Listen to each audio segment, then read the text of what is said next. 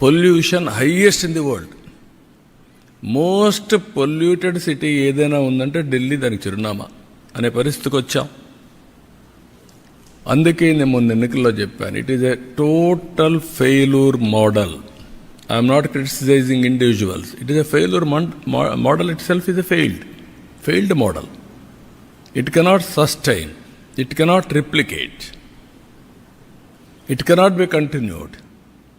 Continue అయ్యే కొందికి ఏమవుతుంది, ప్రజలకు బ్లీడింగ్ అవుతుంది.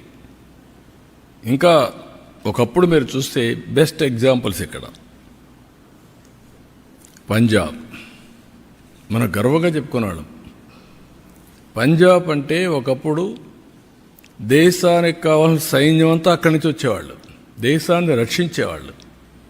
దేశానికి అవసరమైన ఫుడ్ అంతా గోధుమలు కానీ రైస్ కానీ సప్లై చేసేవాళ్ళు.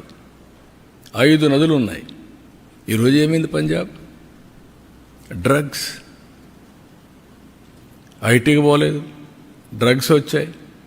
అదే సమయంలో పంజాబ్లో ఈరోజు మీరు చూస్తే ఎవ్రీడే ఒక ట్రైన్ ఢిల్లీకి వస్తుంది క్యాన్సర్ ట్రీట్మెంట్ కోసం. Is it not our responsibility to correct it right time? ఇవి చూసిన తర్వాత ఇక్కడ అక్కడ మీరు చూస్తే వెల్ఫేర్ అని చెప్పి నేను నీళ్లు ఊరికే ఇస్తున్నా, కరెంటు ఊరికే ఇస్తున్నా, ఇవన్నీ చెప్పారు. కానీ భవిష్యత్తును అంధకారం చేసే పరిస్థితికి వచ్చారు. ఇక్కడ కూడా మన రాష్ట్రంలో మీరు చూస్తే అక్కడ కొద్ది టైం తీసుకున్నారు, కానీ మన రాష్ట్రంలో 5 ఏళ్లలోనే బటన్ నొక్కే కార్యక్రమానికి విసుగొచ్చే పరిస్థితికి వచ్చారు. వీళ్ళ అరాచకాలు అద్దులు లేకుండా పోయే పరిస్థితి వచ్చింది. ఎగో ప్రాబ్లమ్స్ కూడా చిన్న పెద్ద లెక్క లేకుండా ఇష్టానుసారంగా మాట్లాడడం, ఆ గర్వం, ఎగో, ఏదో ఎక్కడి నుంచో వచ్చినట్టు ప్రవర్తించడం, ఆ హంబుల్నెస్ లేకుండా పోవడం, ఇవన్నీ జరిగాయి. ఢిల్లీలో జరిగిన లిక్కర్ ఇది నథింగ్ కంపేర్ టు ఆంధ్రప్రదేశ్. ఎవరైనా సరే లిక్కర్లో ఇన్వాల్వ్ అయిన వాళ్ళు ఇంతవరకు ఆ ఫ్యామిలీస్ కూడా బాగుపడవు. అంటే అది పాపిస్ట్ డబ్బులు. రెండోది, పేదవాళ్ళ ఆరోగ్యాన్ని సర్వనాశనం చేసి మీరు ఎంజాయ్ చేయడానికి ఎవరిచ్చారు మీకు అధికారం? రూలర్స్కి. మామూలుగానే లిక్కర్ అనేది నేనున్నప్పుడే ఈఎన్ఏ ఎక్స్ట్రా న్యూట్రల్ ఆల్కహాల్ తయారు చేశాను 2 times న్యూట్రలైజ్ చేయడానికి. ఎందుకు? అందులో ఉండే ఇంప్యూరిటీస్ అన్నీ పోవాలి, కొంతవరకు అనేది అవుతుందని. ఇప్పుడు మీరేం చేశారు? రా లిక్కర్ ఇచ్చే పరిస్థితికి వచ్చారు. టోటల్గా ఆ లిక్కర్ తాగితే ఏమవుతుందో తెలియకుండా కిడ్నీస్ ఫెయిల్ కావడం, చాలా సమస్యలు వచ్చాయి. సిస్టాన్ని మొత్తం సర్వనాశనం చేశారు. డిస్టిలరీస్ లాగేసుకొని డిస్ట్రిబ్యూషన్ అంతా వెళ్ళే చేసి సెకండ్స్ అమ్మి ఆడ నుంచి ఎక్కడ చూసినా ఆన్లైన్ పేమెంట్స్ లేకుండా చేసే పరిస్థితికి వచ్చారు. ఇక్కడ మొన్న చూశారు మీరు ఋషికొండ, దేవతలు అక్కడ ఇచ్చేశారు, మెడిటేషన్ చేసి అక్కడంతా నివసించిన ప్రదేశం మనం చెప్పుకుంటే ఆ ప్రదేశంలో పోయి ప్యాలెస్ కట్టుకోవాలని, ప్యాలెస్ కట్టి నేను బ్రహ్మాండమైన ప్యాలెస్లు కట్టానని చెప్పుకునే పరిస్థితికి వచ్చారు. అక్కడ కూడా ఢిల్లీలో శేష్ మహల్ ఇదే మరిగా పెద్ద లగ్జూరియస్ ప్యాలెస్ కట్టారు. అక్కడ ప్యాలెస్ లేకపోలేదు, ఇక్కడ ప్యాలెస్ లేకపోలేదు. This is where public are very intelligent. ఇక్కడ మాట్లాడితే ఇప్పుడు కూడా మాట్లాడుతున్నారు. 10 లక్షల కోట్ల రూపాయలు అప్పులు చేసి మేమేదో ఇచ్చాం మీరు ఇవ్వలేదు అనే మాట్లాడే పరిస్థితికి వచ్చారు. ఎంఆర్ఓ ఆఫీసులు తాకట్టు పెట్టి లిక్కర్ని 25 ఏళ్ళు తాకట్టు పెట్టి డబ్బులు తీసుకొచ్చి ఇచ్చి మళ్ళా మీరు అవన్నీ మాట్లాడుతుంటే ప్రజలకు గుర్తుండవనుకుంటే ఇది చాలా పొరపాటిది. అందుకే ఇక్కడ కూడా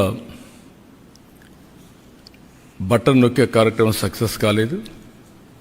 ఢిల్లీలో కూడా ఏవైతే ఫెయిల్డ్ మోడల్స్ ఉన్నాయో ఆ మోడల్స్ కూడా ప్రజలు ఆమోదయోగ్యం చెప్పలేదు. 27 yearsకి ఆ ప్రభుత్వాన్ని పంపించి చేసే పరిస్థితికి వచ్చారు. కానీ బాధ ఏంటంటే నేను ముందు ఒక డేటా మీకు చూపించాను.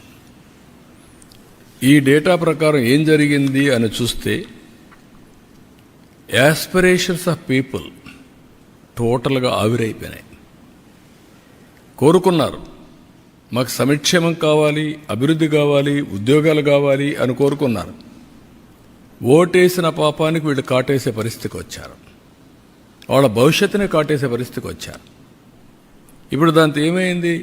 ఈరోజు వీళ్ళందరి భవిష్యత్తు చూస్తే వాల్యూ ఆఫ్ టైం నిన్న రాదు, 1 సంవత్సరం టైం పోయినాక రాదు. విలువైన కాలాన్ని పోగొట్టుకున్నాం. దాన్ని రికవర్ చేయాలంటే ఇంకా చాలా సమయం పడుతుంది. విధ్వంసం చేయడం చాలా సులభం, దాన్ని నిర్మాణాత్మకంగా పనిచేయడం చాలా కష్టం. ప్రతి ఒక్కరూ మాట్లాడుతూ ఉంటారు, ఇవన్నీ ఎక్కడ అవుతాయి, మాకెందుకు ఇవన్నీ వస్తాయి. అలాంటివన్నీ చేసి మొత్తం ప్రజల అవకాశాలని పూర్తిగా సర్వనాశనం చేసే పరిస్థితికి వచ్చారు. నేను అందుకే మొన్న కూడా చెప్పా, సంపద సృష్టించలేని వ్యక్తులు, ప్రభుత్వానికి ఆదాయం పెంచలేని వ్యక్తులు సంక్షేమ కార్యక్రమాలతో, బటన్ నొక్కే కార్యక్రమంతో డిస్ట్రిబ్యూషన్ చేయడానికి వీళ్ళకి అధికారం లేదు. అది సస్టైనబుల్ మోడల్ కాదు. నేను చాలా ఫర్మ్గా చెప్తున్నా. You create wealth, you concentrate development, you spend money on welfare and empowerment. కంటిన్యూగా చేయండి. వాళ్ళ పర్ క్యాపిటా ఇన్కమ్ పెంచండి, వాళ్ళ జీవన ప్రమాణాలు పెంచండి. ఆ మోడలే సస్టైన్ అవుతుంది. అయితే ఓసారి ఇండియన్ డెమోక్రసీలో ప్రజలు చాలా ఇంటెలిజెంట్. భారతదేశం యొక్క విశిష్టత మనం చూస్తే ప్రతి ఒక్కడికి ఒకే ఓటు ఉంటుంది. ఓటు వేసినాక 5 ఏళ్ళు భరించాల్సి వస్తుంది. 5 ఏళ్ళ తర్వాత చరిత్ర తిరగ రాస్తూ ఉంటారు. కొన్ని దగ్గర 10 ఏళ్ళు కూడా పడతా ఉంది. అయితే ఇది చూసినప్పుడు కులాల పేరుతో, మతాల పేరుతో, ప్రాంతాల పేరుతో కొంతమంది మోసపోయే పరిస్థితులు కూడా ఉంటారు. ఏది జరిగినా నష్టం మాత్రం వాళ్ళకే ఉంటుంది.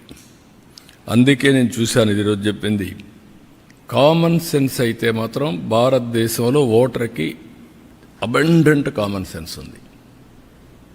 మంచి అని చెప్పే మనస్తత్వం ఉంటుంది. ఒక్కోసారి మోసపోయినప్పుడు మళ్ళీ దానికి అవకాశం కోసం సెర్చ్ చేసే పరిస్థితికి వస్తారు. అదే ఢిల్లీలో జరిగింది, అదే ఆంధ్రప్రదేశ్లో జరిగింది. ఈ మిస్లీడింగ్ వల్ల చాలా కాస్ట్ అవుతుంది. ఒకసారి ఇదైపోయిన తర్వాత మళ్ళీ దాని నుంచి తప్పించుకోవాలంటే చాలా సమయం పడుతుంది. వీళ్ళు ఎప్పటికప్పుడు ఎలాంటి విష ప్రచారాలు అంటారా, లేకుంటే పొలిటికల్ పొల్యూషన్ అంటారా, ఏదన్నా కానీ ఇది చాలా డేంజర్ ఫర్ ది నేషన్. సమాజానికే పెద్ద ప్రమాదం. అందుకే 35 సంవత్సరాలు, 30 ఏళ్ళు ఆల్ డేటా ఈజ్ అవైలబుల్. ఎప్పుడు ఎవరు పరిపాలించారో కూడా అవైలబుల్, బ్లాక్ అండ్ వైట్. ఇది డిబేట్ జరగాల్సిన అవసరం ఉంది దేశాల్లో.